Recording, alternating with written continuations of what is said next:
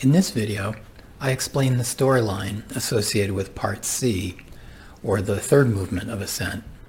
Then I introduce the extra or beyond chromatic notation used in the transcription of the solo electric guitar. Make sure you download the score from Semiosis Music Publishing.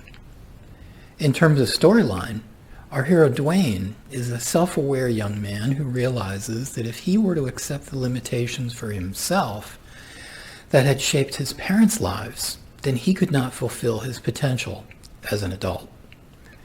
He understands through his teachers that how he makes decisions will affect both his success and well-being. Dwayne's realization is the beginning of his arduous climb or ascent to reason. The third movement maps to Dwayne's emotions during this difficult period in his life. He experiences conflict at home as he outgrows his parents, while unable to become independent for financial and legal reasons.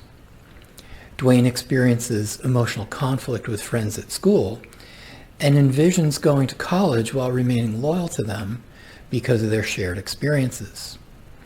He's deeply in love with his girlfriend Ginny, but he struggles to come to terms with their relationship as he envisions leaving for college. For the solo electric guitar in the third movement, I chose both distortion and extensive use of the vibrato or whammy bar to represent Dwayne's emotions.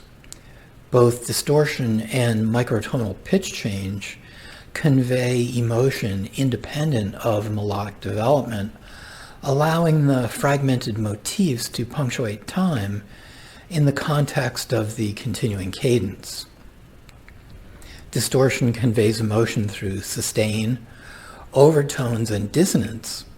The whammy bar allows the continuous change in microtonalities to convey emotion using dips and flutter techniques.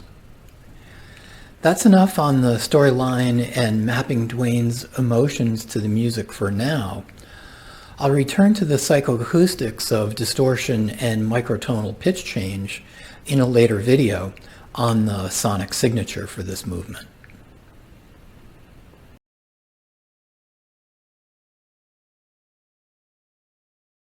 In terms of musical analysis, the solo electric guitar in the third movement is improvised, and notating its transcription is a challenge because of the extensive use of the whammy bar. Notation for the guitar, whether standard Western musical notation or tablature, is underdeveloped, and notation for the whammy bar is even more so.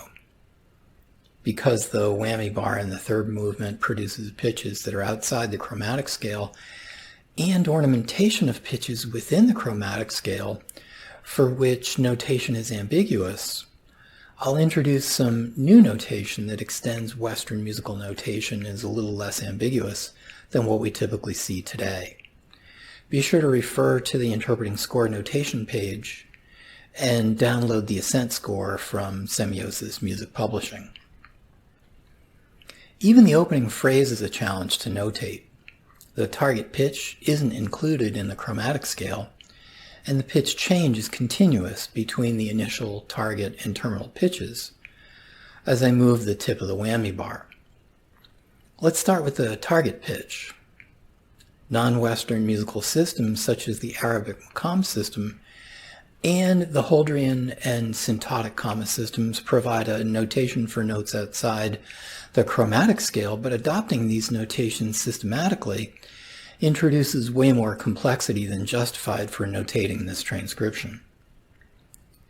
Absent a systematic notation, I'll introduce an idiomatic notation and document its use, while relying on the semantics defined on the interpreting score notation page. Consider in this image the phrase in measures 26 and 27. The initial pitch is D3, the D on the third octave in the range of the notes of the guitar. I push down the whammy bar, and the target pitch is what? It's lower than C sharp 3 and higher than C3.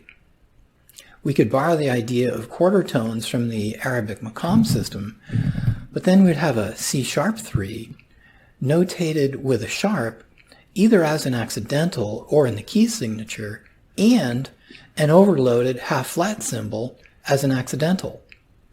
Notations that allow overloading are not widely supported in scoring software, and reading the score would be even harder than standard notation. Note that the terms half-flat and half-sharp mean half the usual pitch interval.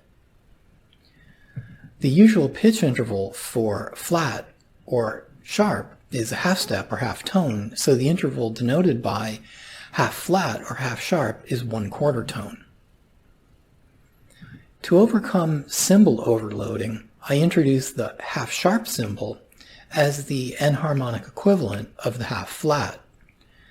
The half sharp symbol adds a down arrow on the left leg of the tic-tac-toe sign that's used to denote the sharp in standard musical notation.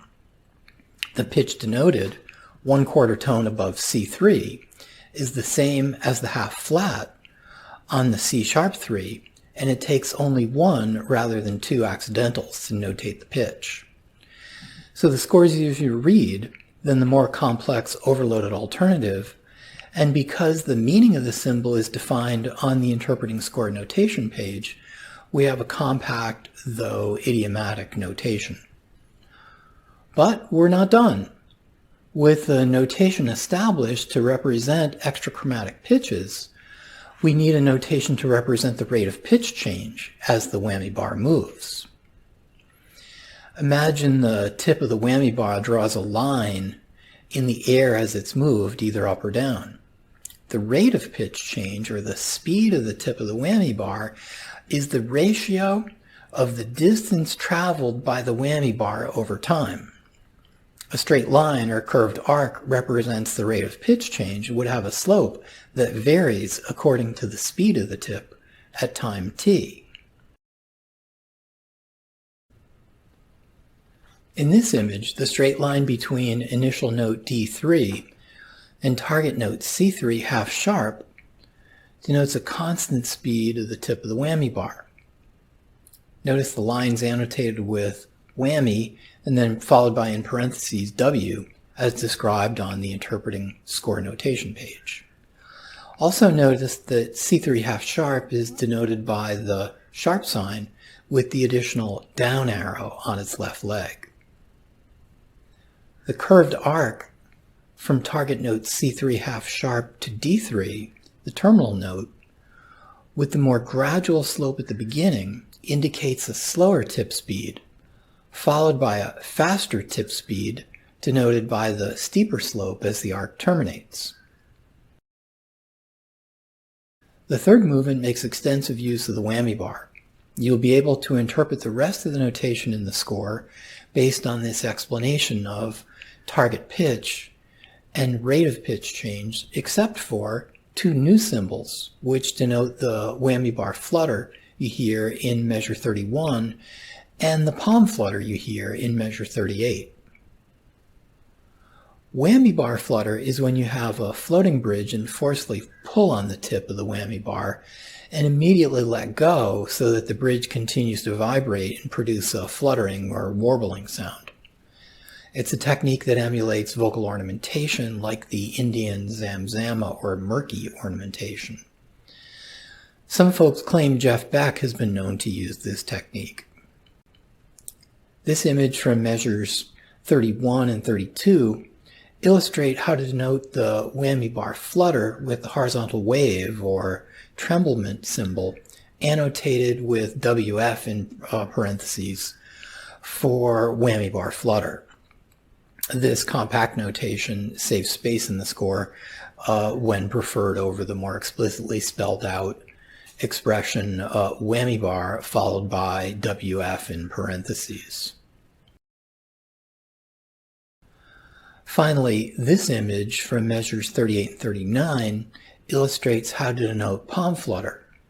You produce a palm flutter by placing your palm on the floating bridge and repeatedly applying and releasing pressure to create a flutter or warbling similar to the whammy bar flutter, except you have more control over the pitch and duration.